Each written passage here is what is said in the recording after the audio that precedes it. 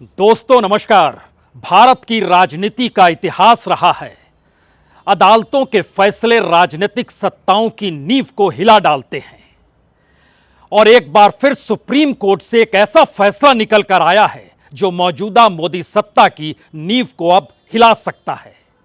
याद कीजिए 1975 इंदिरा गांधी के खिलाफ इलाहाबाद हाईकोर्ट का फैसला।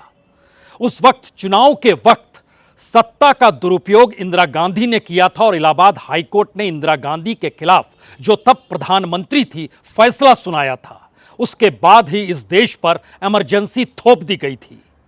मौजूदा वक्त में प्रधानमंत्री मोदी या उनके खिलाफ कोई फैसला नहीं है, बल्कि 2019 के लोकसभा चुनाव में राहुल गांधी द्वारा दिया गया एक भाषण का ऐसा टुकड़ा है जो सीधे तौर पर मोदी सरनेम लिए हुए नेताओं को कटघरे में खड़ा करता है। और जिन तीन नामों का जिक्र किया गया था उसमें ललित मोदी थे, नीरव मोदी थे और इंडिकेशन मौजूदा वक्त में प्रधानमंत्री नरेंद्र मोदी की तरफ था।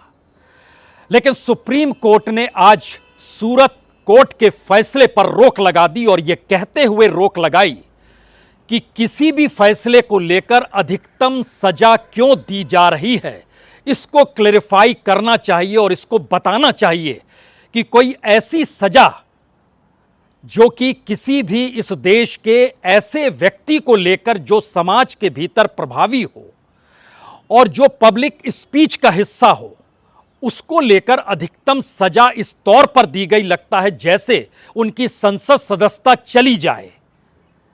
और उस फैसले पर रोक जिस बहस के बाद लगाई गई और इस बहस में सरकार की तरफ से जो भी तर्क दिए गए या फिर राहुल गांधी की तरफ से उनके वकीलों ने जिन तर्कों को रखा, वह भी आज सुनने लायक स्थिति है। क्योंकि सरकार लगातार चाहती थी राहुल गांधी की सदस्यता रद्द रहे, वो पार्लियामेंट के भीतर ना आ पाए। और राहुल गांधी द्वारा संसद के भीतर दिया गया अपना आखिरी भाषण इस देश के भीतर के कॉरपोरेट जगत के सबसे बड़े मुखिया अडानी और प्रधानमंत्री मोदी के रिश्तों को लेकर था, जिस भाषण के एक बड़े हिस्से को हटा दिया गया। तो क्या सुप्रीम कोर्ट का आज का फैसला एक ऐसी परिस्थिति में हुआ है जहां 2024 को लेकर राजनीतिक तौर पर नई मुश्किल सरकार के सामने खड़ी हो गई है?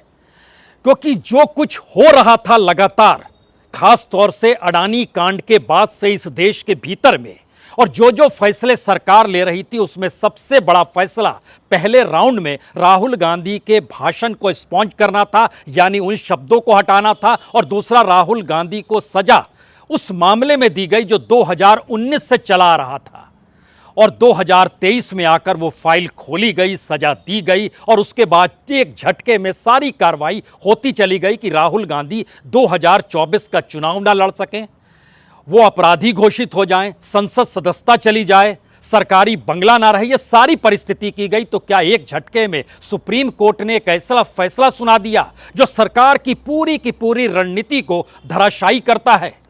हमें लगता है कि आज इस फैसले को देने से पहले अदालत के भीतर क्या हो रहा था उसका पूरा कच्चा चिट्ठा हमारी आंखों के सामने है, जिसमें इस बात का जिक्र किया जा रहा था कि कैसे पूर्णेश मोदी के जरिए जिन तर्कों को गढ़ा गया और जिस तरीके से अदालत ने सजा सुनाई और जिस प्रक्रिया के भीतर हाईकोर्ट ने 66 दिन तक वक्त लिया फैसला सुनाने में, और उसके बाद अब यह सुप्रीम कोर्ट आया, कहीं कोई तर्क दिया नहीं गया और मौजूदा वक्त में यह कहा गया कि आप हमारी भी सुनिए, जो पूर्णेश मोदी की तरफ से किया गया। तो क्या भारत की राजनीति का यह एक ऐसा वक्त है जो आने वाले वक्त में बहुत परिवर्तन की परिस्थितियों को खड़ा कर रहा है, या फिर मोदी सत्ता या मोदी या अमित शाह की राजनीतिक परिस्थितियां जिस बिसात को बिछाती है उसको बिखरा कर रख दिया गया है? हमें लगता है शुरुआत में सिलसिलेवार तरीके से एक बात समझ लीजिए। वह आखिरी कमेंट जब जस्टिस गवई फैसला देने वाले थे, उससे पहले पूर्णेश मोदी की तरफ से या कहें सरकार की तरफ से जो शख्स मौजूद थे, राम जेठमलानी साहब जो मौजूद थे, उन्होंने एक कमेंट किया। उन्होंने कहा कि लोक प्रहरी का सिर्फ एक वाक्य मैं इंगित करना चाहता हूं जिसे सिंघवी साहब ने नहीं पढ़ा, नहीं बताया। सिंघवी साहब राहुल गांधी की तरफ से मौजूद थे। उन्होंने क्या कहा ये आखिरी लाइन थी उनकी, यानी सरकार की तरफ से कही गई आखिरी लाइन। दोषी ठहराने के लिए अपीलीय अदालत में निहित अधिकार यह सुनिश्चित करता है कि अस्थिर या तुच्छ आधार पर दोष सिद्धि लागू ना हो, गंभीर पूर्वाग्रह पैदा करने के लिए, यानी प्रिजुडिस नहीं होना चाहिए अदालत को, यह सुप्रीम कोर्ट के भीतर जेठमलानी साहब कह रहे हैं। और उसके बाद जो फैसला आया उसने बहुत साफ तौर पर कहा कि राहुल गांधी को कहीं ना कहीं पब्लिक स्पीच में समझना चाहिए और यह भी देखना चाहिए कि वो क्या कह रहे हैं। हालांकि उससे पहले की पूरी बहस में वो तमाम कच्चे चिट्ठे खुलते चले गए, जिसमें सरकार ने किस तरीके से, किस प्रक्रिया के तहत और पूर्णेश मोदी का केस किस तरीके से उभर कर आया, वो सब कुछ खुल गया आज। हालांकि यह भी कहा गया कि सिर्फ यह सजा राहुल गांधी के लिए नहीं है, बल्कि जिन मतदाताओं ने उन्हें चुना है आप उन्हें भी सजा दे रहे हैं। तो हमें लगता है कि आज सुप्रीम कोर्ट के भीतर इन बातों का जिक्र किया जा रहा था, उसमें सीधे तौर पर राहुल गांधी की तरफ से कहा गया कि जिनका नाम पूर्णेश मोदी है, दरअसल वह तो मोदी उनका है ही नहीं सरनेम, उनका तो भुतला होता था दूसरा सरनेम, और उस परिस्थिति के भीतर उन्होंने मोदी रख लिया, भूताला सरनेम था उनका। लाइन यहां से शुरू होती है। उसके बाद कहा जाता है, इन्होंने जिक्र किया कि 13 करोड़ लोग जो इस स्मॉल कम्युनिटी कहते हैं वह इसमें शामिल हैं। तो क्या सभी बीजेपी ऑफिसर या बीजेपी के ऑफिस से जुड़े हुए या वो बीजेपी होल्डर्स ही हैं? क्योंकि 13 करोड़ लोगों में जिनका जिक्र किया जा रहा है, इनमें कोई समानता नहीं है, कोई यूनिफॉर्मिटी नहीं है, कोई होमोजेनिटी नहीं है, कोई आइडेंटिफिकेशन इस रूप में करें कि सभी एक हैं, ऐसा भी नहीं है, कोई बाउंड्री लाइन नहीं है। और जिन नामों का जिक्र किया उन्होंने कोई मुकदमा नहीं ठेका। एक दूसरे व्यक्ति ने जो गुजरात से आते हैं, उन्होंने, पूर्णेश मोदी ने, जिनका ओरिजिनल सरनेम मोदी नहीं है, उन्होंने ये ठोक दिया। तो इंटेंशन भी साफ दिखाई देती है दूसरी तरफ से, यानी आप आरोप राहुल गांधी पर लगा रहे हैं। यहां तो खेल उल्टा है कि आप जिस पर आरोप लगाकर उन्हें कटघरे में खड़ा कर रहे हैं, उन्हीं की इंटेंशन ठीक नहीं है। और इसमें बहुत साफ तौर पर जिक्र किया गया, जो 499 आईपीसी है, इसका जो एक्सप्लेनेशन नंबर 4 है, उसमें कहा गया कोई भी आरोप किसी व्यक्ति की प्रतिष्ठा को नुकसान पहुंचाने के लिए निर्धारित नहीं है, जब तक यह किसी व्यक्ति के नैतिक या बौद्धिक चरित्र को कम नहीं करता हो, यानी मॉरल और इंटेलेक्चुअल कैरेक्टर को कम ना करता हो, तो इसका कोई मतलब ही नहीं है। और जिन शब्द का इस्तेमाल किया गया, मॉरल ट्रूपेट्यूड, वह भी यहां पर कहीं फिट नहीं बैठता है। तो ऐसे आरोप क्यों लगाए गए? क्या अदालत ने यूं ही आरोप लिख दिए या पहले से लिखे हुए थे? क्योंकि जब आपराधिक इतिहास का जिक्र हुआ तो सुप्रीम कोर्ट में आज इसको लेकर भी चर्चा हुई कि जो अदालत का फैसला था सूरत की अदालत में, जिसमें 9 और 11 केसेस का जिक्र किया गया था कि इनका यह आपराधिक इतिहास है, तो उन केसेस को भी सुप्रीम कोर्ट देख ले, परख ले। ये सारे केस बीजेपी कार्यकर्ताओं द्वारा किए गए हैं, यानी किसी को कोई सजा इस दौर में इस माध्यम से नहीं हुई, कोई फैसला नहीं आया, लेकिन राहुल गांधी पर फैसला देने के लिए अदालत ने इसे आधार बना लिया। इसके मतलब क्या है?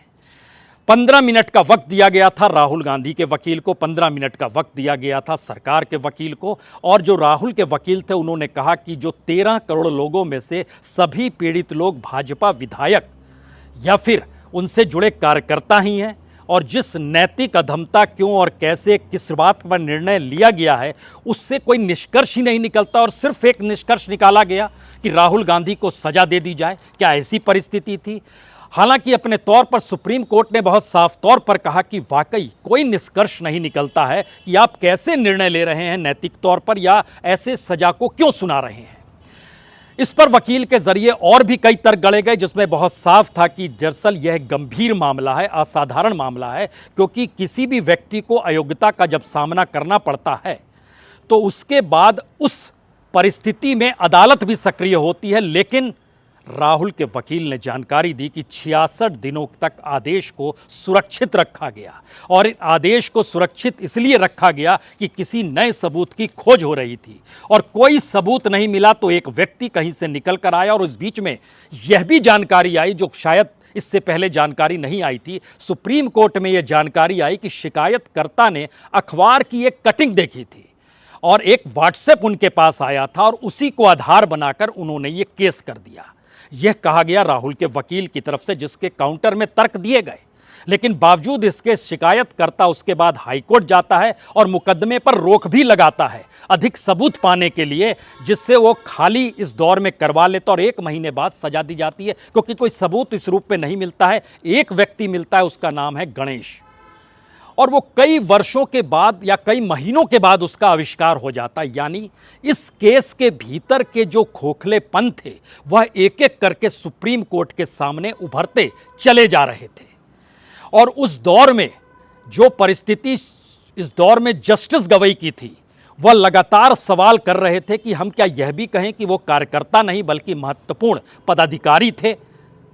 और जिस गणेश का जिक्र कर रहे हैं वह तो महत्वपूर्ण पदाधिकारी था, और 21 महीनों के बाद वो आता है और वो इच्छुक व्यक्ति बन जाता है। ये कौन सी परिस्थिति है? लेकिन इसके काउंटर में जो वकील पूर्णेश मोदी के थे वो कहते हैं जी नहीं, ढेर सारे सबूत। और उसमें जो गणेश याजी का नाम है उसने तो आवेदन दिया था, इलेक्शन कमीशन का टेप दिखाया गया, उन्होंने कहा कि उन्होंने इसे देखा है।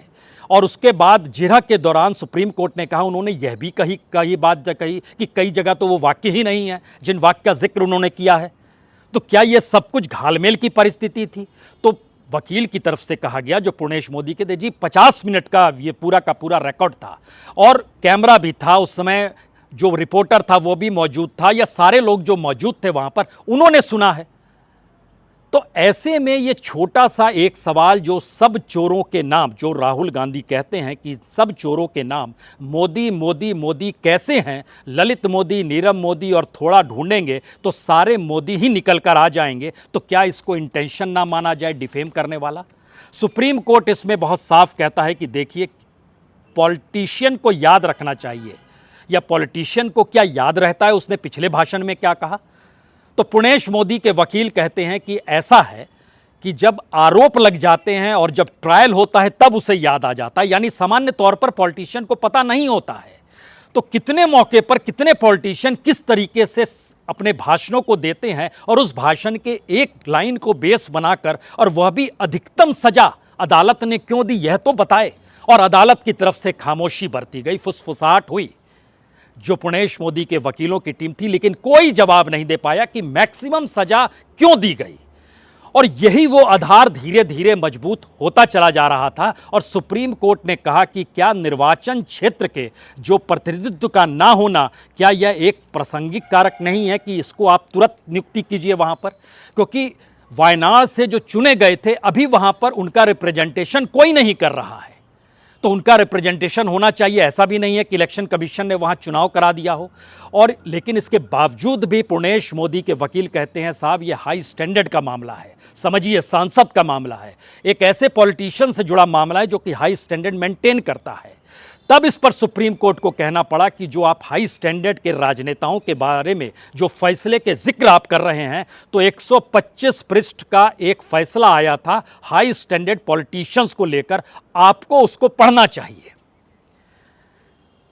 यानी यहां भी स्थिति नहीं गली। तो ये सारी परिस्थिति होते होते आती है कि जो प्रतिनिधित्व का कानून है, रिप्रेजेंटेशन का जो एक्ट है, उसके मातहत मैक्सिमम सजा क्यों दी गई। और ये सवाल का काउंटर करने के लिए एक झटके में पूर्णेश मोदी के वकील ने दूसरा रास्ता खोज लिया। उन्होंने कहा, देखिए राफेल के वक्त भी याद कीजिए, उन्होंने सुप्रीम कोर्ट के कंटेम्प्ट किया था, तब आपने उन पे कंटेम्प्ट नोटिस भेजा था। उस समय उन्होंने कहा था कि चोर है शब्द का इस्तेमाल किया था। तो उन्होंने बोला था कि इसको आप खुले तौर पर कहिए कि जिन बातों का आप जिक्र कर रहे हैं उसकी जिक्र करने की यहां पर क्या जरूरत है, कि जब आप जिक्र करते हैं चौकीदार चोर है, जो 2019 में 23 अप्रैल की घटना जो कंटेंट ऑफ सुप्रीम कोर्ट कहा गया था, उन्होंने कहा, बोले इसकी जिक्र यहां करने की क्या जरूरत है। इन बातों का जिक्र अगर पहले हुआ होता तो फिर मान लेते, लेकिन अभी तो ऐसा कुछ भी नहीं है। और अगर कुछ भी नहीं है तो आप उन बातों का जिक्र कर रहे हैं। तो फिर दूसरी तरफ के वकील ने कहा, तब तो हार्दिक पटेल के केस को भी परखना चाहिए। 2015 में जो फैसला दिया गया था जिसमें उनको मुक्ति दे दी गई थी, 2015 में जहां हिंसा हो गई थी गुजरात की। ये सारा मामला सुनने के बाद जब आखिर में कहा गया पूर्णेश मोदी के वकील के जरिए कि देखिए फैसला जो भी हो यह सीरियस प्रेजुडिस यानी प्रभावी नहीं होना चाहिए, लगे कि जानबूझकर यह फैसला दिया जा रहा है, तब जस्टिस गवई ने पूरा फैसला जो पढ़ा उसके एक एक शब्द इसलिए महत्वपूर्ण है क्योंकि एक झटके में सरकार की जो पूरी रणनीति इस दौर में बन रही थी वो कहीं डेमोक्रेटिक सेटअप के बाहर तो नहीं बन रही थी, क्योंकि जिस तरीके से 2019 का मामला 2023 में खुलता है और 2023 में खुलने के बाद वह भी तुरंत फुरत कार्रवाई नहीं होती है, अपने अनुकूल कार्रवाई होती है, एक फैसला निचली अदालत सुना देती है, फिर वक्त दे देती है कि आप यहां पर अपने तौर पर जमानत के लिए अपील कर सकते हैं। वो नहीं जमानत की अपील, वो दोबारा एक पहल होती है, फिर हाईकोर्ट जाते हैं, हाईकोर्ट लंबे वक्त तक चीज़ों को रखता है। तो ऐसे में वकील जो पुणेश मोदी के वो तीसरा तर्क देते हैं और कहते हैं कि देखिए वो माफ़ी नहीं मांग रहे हैं, और माफ़ी नहीं मांगने की परिस्थिति का मतलब है कि वो अपने तौर पर मान रहे हैं कि सुप्रीम कोर्ट उनके हक में फैसला देगा, या वो मानते ही नहीं है किसी को। तो सुप्रीम कोर्ट को कहना पड़ा। इन सब दिशाओं से चीज़ें डाइवर्ट होती हैं। सवाल है वो क्या कर रहे हैं, नहीं कर रहे हैं, लेकिन फैक्ट्स क्या कहते हैं।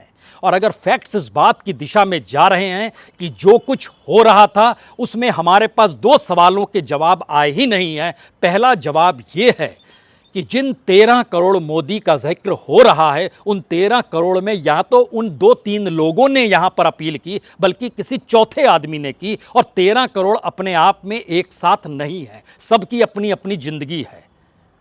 वो कैसे प्रभावित हो रहे हैं। दूसरा सवाल ये था इस दौर में जो सबसे बड़े सवाल के तौर पर उभरा कि 2 साल की सजा, जब ये जानते समझते हैं कि जैसे ही 2 साल की सजा होगी वैसे ही कानूनी तौर पर संसद सदस्यता चली जाएगी, और उसमें 24 घंटे से कम का वक्त लिया गया।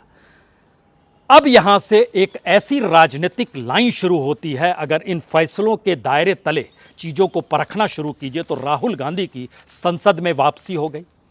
और राहुल गांधी की संसद में उस वक्त वापसी हुई है जब सरकार के खिलाफ अविश्वास प्रस्ताव है।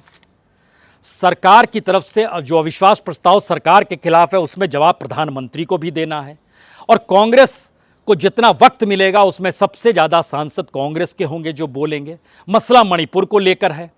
मणिपुर पर प्रधानमंत्री ने एक शब्द नहीं कहा, और एक शब्द जो जिक्र किया पार्लियामेंट के बाहर, उसमें भी उन्होंने कई दूसरे 2 प्रांतों को जोड़ दिया और इस पूरी घटना को डाइल्यूट करने की कोशिश की। जब तक कल तक वहां पर हिंसा की खबरें आ रही थी, हथियार लूटे गए इसकी जानकारी आ रही थी। यानी प्रधानमंत्री की जिन मुद्दों पर चुप्पी है उसमें एक तरफ कॉरपोरेट का पूरा करप्शन और स्कैम है जो सरकार से मिलकर है, और दूसरी तरफ मणिपुर पर जो चुप्पी है वो वहां पर बीजेपी की सरकार है, डबल इंजन की सरकार है, उस पर खामोशी है। तो क्या जिन आधारों पर मोदी सत्ता चल रही थी, अब उसके सामने एक के बाद एक 3 बड़े सवाल ऐसे खड़े हो गए हैं जो उसकी नींव को हिला सकते हैं। पहला बड़ा सवाल तो यह है कि इस देश के प्रधानमंत्री नरेंद्र मोदी हैं, और इस देश के भीतर कोई ऐसी घटना हो जिसका प्रभाव राष्ट्रीय नहीं अंतर्राष्ट्रीय तौर पर हो रहा और उस पर प्रधानमंत्री मोदी चुप रहें। अब यह सवाल राहुल गांधी जब पार्लियामेंट में पूछेंगे तो वह सवाल छोटा पड़ जाएगा कि आप लंदन और अमेरिका जाकर भारत की डेमोक्रेसी को लेकर क्या सवाल खड़ा करते हैं, और खुद प्रधानमंत्री मोदी डेमोक्रेसी हमारे डीएनए में है इसका जिक्र कैसे किया जाता है। क्योंकि मणिपुर का सवाल और हिडेनबर्ग रिपोर्ट के बाद अडानी कांड, दोनों का प्रभाव अंतर्राष्ट्रीय तौर पर पड़ा है, और इन दोनों पे प्रधानमंत्री मोदी ने चुप्पी बरती है। तो पार्लियामेंट एक झटके में ज्यादा करंट के साथ आपको अब नजर आने वाला है, क्योंकि राहुल गांधी की वापसी हो गई। दूसरा सवाल, इस दौर में सरकार ने जो भी पिलर्स अपनी जीत के लिए बनाए हैं उसमें वो पूरी की पूरी छवि प्रधानमंत्री की छवि के इर्द गिर्द ही घुमड़ती है, और एक झटके में मोदी सरनेम को लेकर जो व्याख्या निचली अदालत ने की और जो सुप्रीम कोर्ट ने की, उन दोनों के भीतर इतना बड़ा गैप है कि उसके दायरे में अगर निचली अदालत के फैसले और संविधान की व्याख्या करते हुए सुप्रीम कोर्ट को खड़ा किया जाए और बीच में प्रधानमंत्री पद को रखा जाए, जिनके नाम को लेकर यह पूरा का पूरा केस शुरू हुआ था, तो एक झटके में लगेगा क्या सही में न्यायपालिका की प्रक्रिया को इस दौर में कहीं सत्ता अपने अनुकूल बनाने में तो नहीं लगी थी, जिसका जिक्र हलफनामे में राहुल गांधी की तरफ से किया गया था। यह दूसरा सवाल है। यानी वो छवि एक झटके में धराशायी हो जाएगी। पहला सवाल मुद्दे पर प्रधानमंत्री की खामोशी, दूसरा सवाल उससे जुड़ी छवि जो एक झटके में जो रणनीति सरकार बनाती है उसका पूरी तरीके से धराशायी हो जाना। और तीसरी परिस्थिति जो विपक्ष को घेरने के लिए लगातार प्रधानमंत्री विपक्ष को भ्रष्टाचार के कटघरे में खड़ा कर रहे थे, पहली बार अपनी राजनीतिक सत्ता को बचाने के लिए जिन करप्ट पॉलिटिशियंस का नाम वो पब्लिकली लेते रहे, उन्हीं करप्ट पॉलिटिशियन को साथ लाकर सत्ता सौंपना, बीजेपी के साथ खड़ा कर देना, यह स्थिति खुले तौर पर पहली बार हर किसी ने देखी। यानी इन तीन मामलों के इर्द गिर्द अब सबसे बड़ा सवाल है वो कौन सी बिसात है जो मोदी और शाह अब जो बिछाएंगे उसमें इस बात का जिक्र हो सके कि क्या वाकई प्रधानमंत्री का चेहरा, प्रधानमंत्री की छवि, सरकार के काम करने के तौर तरीके यानी गवर्नेंस, या फिर राजनीतिक तौर पर विपक्ष को कटघरे में खड़ा करके जीतने की सोच जो अभी तक लिए हुए थे, क्या ये एक झटके में चीजें धराशायी तो नहीं हो गई? और अगर ये धराशायी हो गई है तो इसकी शुरुआत यकीनी तौर पर आपको पार्लियामेंट के भीतर अब नजर आने लगेगी, जहां पर वो तमाम मुद्दे और प्रधानमंत्री संसद का सामना नहीं कर पा रहे हैं। यह भी एक सच है जो अपने तरीके से पहली बार हो रहा है। मानसून सत्र के भीतर प्रधानमंत्री की मौजूदगी पार्लियामेंट से 10 कदम की दूरी पर एनेक्सी में जरूर होती है, जहां वो अपने सांसदों के साथ बैठते हैं और पार्लियामेंट्री बैठक में उन्हें बतलाते हैं किस तरीके से इंडिया का मतलब इंडियन मुजाहिदीन है, किस तरीके से इंडिया का मतलब इस दौर में कैसे पीएफआई हो गया है, आतंकवादी संगठनों का जिक्र करना या ईस्ट इंडिया कंपनी का जिक्र करना, ये तमाम तर्क वो बाहर देते हैं। यानी राजनीतिक तौर पर मोदी सत्ता कितनी हिली हुई है। और उसके बाद सुप्रीम कोर्ट का यह फैसला कि राहुल गांधी पर जो 2 साल की सजा सुनाई गई यह कहीं से जायज नहीं है, और इसको क्यों सुनाया गया इसको बता पाने की स्थिति में सूरत की अदालत नहीं, उनके वकील नहीं, सरकार नहीं, हाईकोर्ट ने भी इस सवाल को नहीं उठाया। इससे ज़्यादा बेहतरीन स्थिति शायद भारतीय राजनीति के भीतर 2024 के चुनाव से पहले हो नहीं सकती है, जहां राजनीतिक तौर पर सत्ता कहां पर अपना परचम आसमान तले लहरा रही थी और एक झटके में सुप्रीम कोर्ट के एक फैसले ने उसको जमीन पर ला दिया। इसीलिए आखिर में हमें लगता है, याद कीजिए, इंदिरा गांधी ने इस देश में इमरजेंसी तब थोपी थी जब उनकी सत्ता जा रही थी और उन्हें इसका एहसास हो गया था और वह इसे बर्दाश्त कर पाने की स्थिति में नहीं थी। मौजूदा वक्त में सुप्रीम कोर्ट का यह फैसला विपक्ष के भीतर न सिर्फ ऑक्सीजन भरता है बल्कि एक नेता को भी खड़ा करता है जो कि अपनी ईमानदारी के साथ और इस देश को नंगे पांव नापते हुए, बताते हुए कि क्यों इस देश में नफरत की राजनीति, बांटने की राजनीति नहीं चलेगी। करप्शन की परिस्थिति सरकार के साथ खड़ी है और समूची गवर्नेंस की बिसात जो है इस वक्त में वह विपक्ष से हाथों मात ना मिल जाए, इसी को लेकर बिछाई जा रही है और उसके दायरे में तमाम संस्थान आकर खड़े हैं। आज का फैसला एक लाइन में कहे तो भारतीय राजनीति के भीतर एक ऐसी लकीर को खींच गया है जो आने वाले वक्त में किसी भी राजनीतिक सत्ता की तानाशाही पर रोक लगाने के लिए काफ़ी है। बहुत बहुत शुक्रिया, बहुत बहुत शुक्रिया।